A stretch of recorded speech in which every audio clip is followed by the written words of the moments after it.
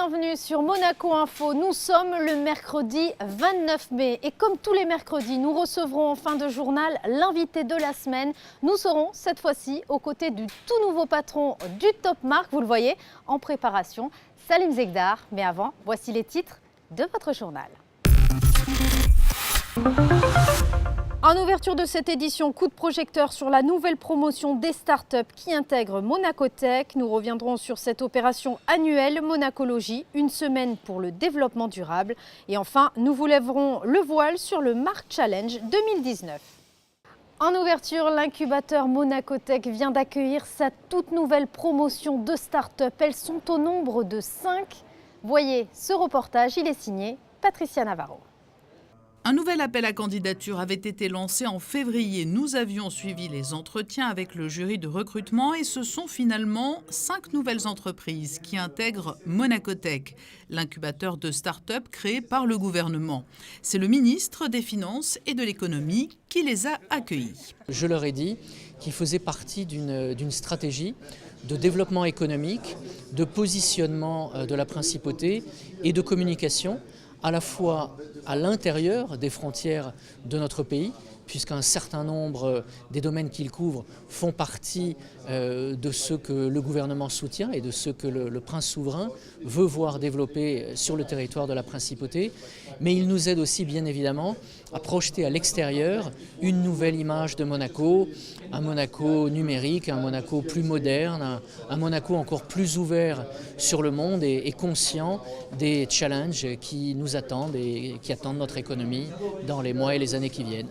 Les 5 nouvelles start-up intégrant le programme Monaco Tech ont toutes pour dénominateur commun d'être des sociétés innovantes, même si elles évoluent dans des univers très différents qui vont du recyclage des eaux grises à la navigation solaire, en passant par l'électrique ou le capital retraite et la commercialisation d'espaces publicitaires.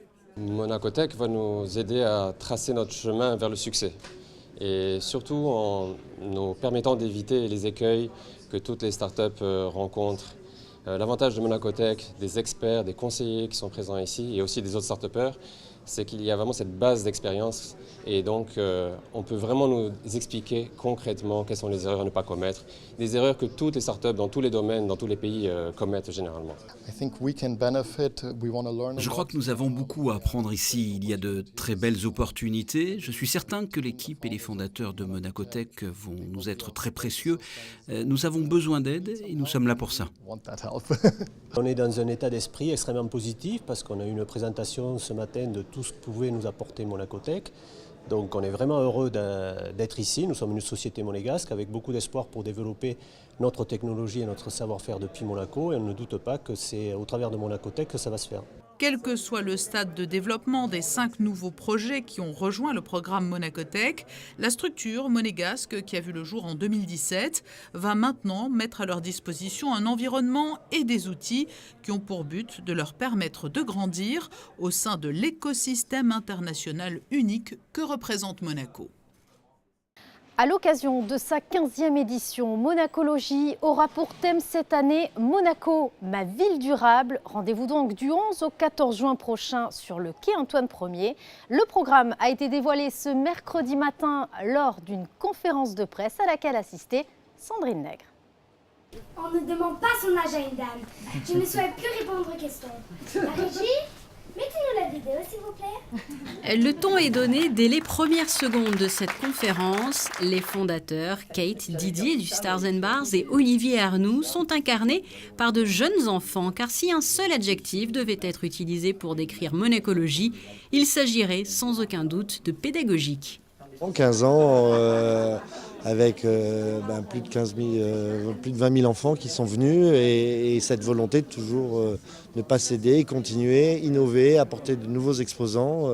C'est cette nouvelle génération qui agira demain et depuis 15 ans on se bat avec eux. Ils nous ont prouvé être présents en revenant animer des ateliers au travers des collèges, au travers des lycées et on voulait cette année le répéter, le marteler. C'est devenu l'endroit pour les enfants où ils veulent, ils le demandent au sein de leur classe, donc c'est un message à faire passer. Et pour cette date anniversaire, Monacologie s'étoffe encore et peut compter sur de nouveaux stands de sensibilisation à l'image de celui du musée océanographique autour des ballons en plastique notamment qui constituent une menace pour l'environnement. Un événement dans l'événement figure aussi au programme. Plus de 35 ateliers, le soutien de la fondation Prince Albert II qui cette année nous offre la possibilité de voir au cinéma en plein air jeudi 13. Là je fais de la pub, inscrivez-vous vite. Jeudi à 21h30 le film Blue et ça c'est vraiment je crois un joli plus. Là aussi il y aura une petite surprise avant. On s'inscrit juste peut-être sur le site ? On s'inscrit sur le site via des différentes plateformes et les réseaux sociaux par le biais de la Fondation Albert II. Il reste encore une bonne centaine, 150 places, donc allez-y vite. Et ça sera vraiment une très belle occasion pendant la manifestation. Enfants et adultes aussi, n'oubliez donc pas Monacologie sur le quai Antoine Ier du 11 au 14 juin de 8h30 à 16h30 sur le thème « Ma ville durable ».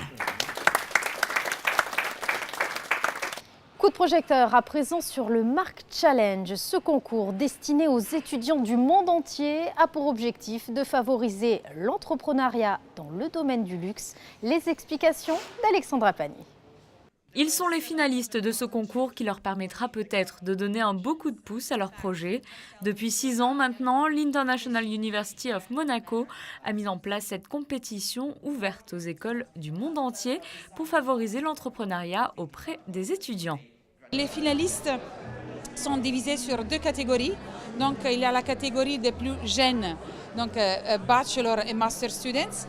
Et la catégorie des gens qui sont un peu plus expérimentés, donc MBA et alumni. Pour certaines équipes, ce projet-là, c'est une sorte de projet académique. Donc ils ont une idée et ils commencent à créer un projet. Ils sont coachés par des professeurs, des mentors et des professionnels. Et donc, en tout cas, ils arrivent à gagner une vraie compétence, comment faire une business pitch en face à des autres professionnels ou des investisseurs peut-être. Des autres équipes sont des vraies équipes qui ont déjà monté leur projet. Donc, en effet, c'est une étape supplémentaire pour peut-être arriver à monter vraiment leur projet. Donc en effet, les finalistes par exemple de la 5e édition de l'année passée, ils ont monté leur projet, donc ils sont devenus de vrais entrepreneurs. Ils ont tous comme orientation le domaine du luxe, que ce soit dans le yachting, les nouvelles technologies ou la mode.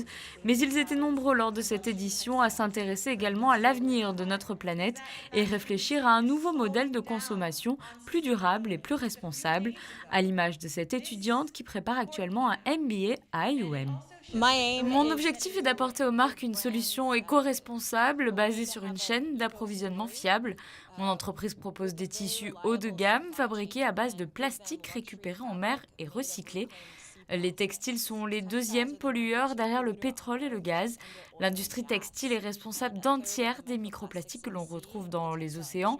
Nous ne pouvons pas continuer comme ça. 62% des nouveaux textiles produits sont fabriqués à base de plastique. Si nous ne commençons pas à créer des textiles issus de matériaux recyclés, nous allons augmenter le réchauffement climatique. C'est prouvé. Elle remportera donc le Fashion Special Awards. 3 autres étudiantes d'IUM remporteront également le Best Business Pitch du niveau Bachelor et Master pour leur marque de crème solaire plus respectueuse de l'environnement. Et ce seront finalement les 2 étudiantes de Lausanne de la marque Share Look qui décrocheront le prix du Best Business Plan, MBA et diplômé grâce à leur plateforme en ligne qui permet de repenser notre mode de consommation en proposant de louer nos tenues. Ces différents prix permettront aux lauréats de donner un élan à leur projet.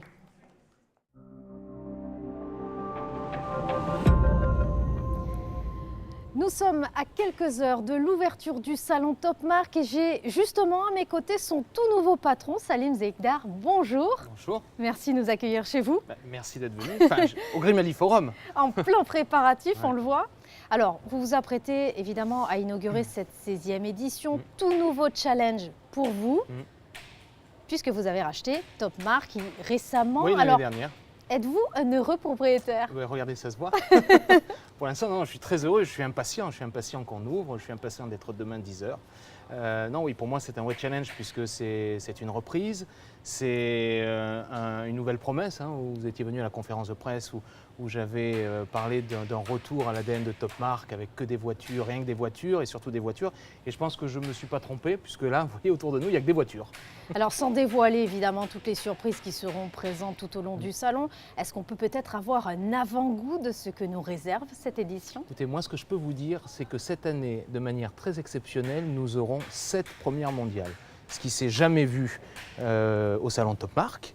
Il y a eu des premières mondiales, mais pas autant. Donc, et puis dans ces premières mondiales, nous avons de grandes marques comme Aston Martin ou McLaren qui ont choisi Top Mark pour dévoiler en avant-première mondiale leur futur, leur modèle. Donc là c'est une certaine fierté, on est très heureux.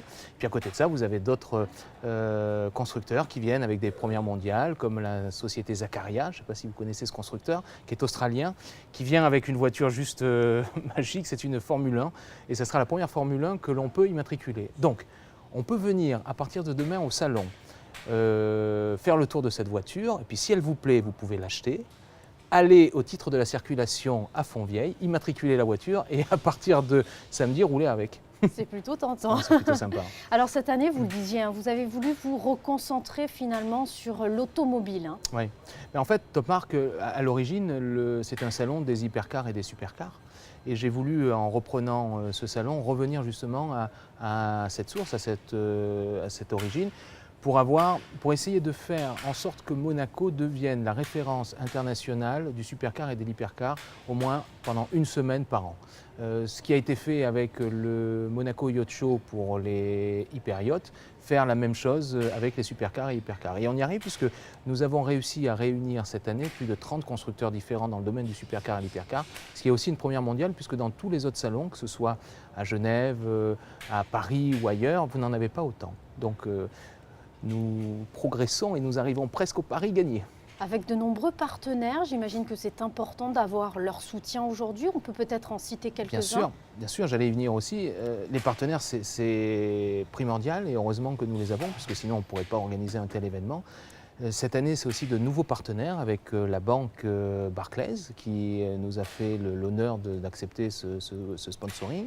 Ensuite, nous avons la société Rébellion qui est le sponsor des montres avec aussi une surprise importante et un package exceptionnel à 4 millions d'euros. Je ne sais pas, peut-être que vous en parlerez après. Et puis le groupe Air France, le groupe Dassault Aviation, le groupe Marzocco, le groupe Ascoma qui sont là pour nous aider et la SBM. Alors beaucoup de rumeurs quant au lieu et finalement vos équipes et vous-même avez décidé de rester au Grimaldi Forum. Oui, parce que je pense que c'est l'endroit où il faut être pour ce type de salon. Le salon a choisi d'autres lieux à un moment donné, mais on a vu que ça ne rentrait pas en termes d'espace et de constructeurs. Et d'ailleurs, même ici, on est un petit peu au chausse-pied. Vous voyez, les voitures sont vraiment proches les unes des autres. Et puis, depuis l'origine, Top Mark était au Grimaldi Forum, donc voilà, nous restons. Cette année, une nouveauté, une journée supplémentaire uniquement sur invitation, n'est-ce pas? C'est ça, qui est le 3 juin. Nous avons décidé de faire cette journée parce que d'abord, le salon Top Mark, avec les aléas des disponibilités du Grimaldi Forum, nous sommes présents donc du 30 mai au 3 juin, enfin au départ c'était du 30 mai au 2 juin, et ça tombe en plein pendant l'ascension. Donc du coup, pour permettre aux gens qui auraient décidé de faire le grand pont et partir de Monaco, on leur a réservé une journée qui est la journée du 3 et qui se fera effectivement que sur invitation. Donc pour cette journée du 3, nous avons travaillé avec un certain nombre d'institutions monégasques comme l'Automobile Club, le Yacht Club, les principales banques et autres organismes en principauté, compagnies d'assurance qui inviteront leurs plus gros clients. Un chapitre important. Au regard des nuisances et incivilités routières que nous avons constatées en marge de l'événement aux précédentes éditions, le gouvernement princier a mis en place de nouvelles mesures, notamment avec votre collaboration. Plus de test drive cette année. Non, j'avais décidé bien avant de ne plus faire de test drive. Ça n'a aucun rapport. Ça n'a aucun rapport. Enfin, j'avais décidé d'arrêter les test drive parce que d'abord c'est compliqué à organiser en principauté, ça crée effectivement des nuisances.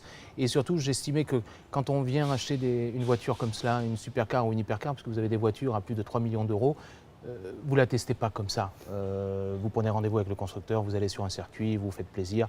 Donc l'idée, c'était d'arrêter les test drives.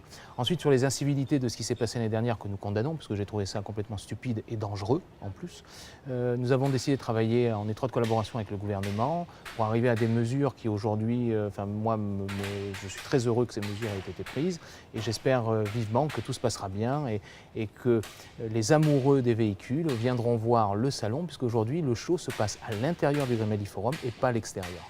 Nous vous souhaitons évidemment un salon dans le respect et le civisme attendu en principauté, évidemment. Bon salon, nous serons, Monaco Info, au rendez-vous, bien évidemment. J'espère bien. Merci beaucoup, Salim Zegdar. Merci à vous. Et je vous rappelle que Top Marque ouvrira ses portes ce jeudi à partir de 10h et ce jusqu'à dimanche. Alors soyez au rendez-vous. Voici à présent les prévisions météo. Demain, la journée sera plutôt ensoleillée malgré quelques passages nuageux dans l'après-midi. Les températures varieront entre 13 et 19 degrés. Vendredi, une légère brise soufflera toute la journée. Le soleil arrivera toutefois à s'imposer, compté de 14 à 19 degrés.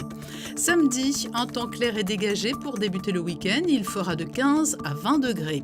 Dimanche, un temps mitigé entre nuages et soleil, mais les températures resteront agréables de 16 à 20 degrés. Le début de semaine sera couvert avec de possibles orages et averses dans l'après-midi de mardi. La situation pourra néanmoins évoluer d'ici là. C'est la fin de cette édition. Merci de l'avoir suivi. À présent, la suite de vos programmes. Très belle soirée à tous sur Monaco Info.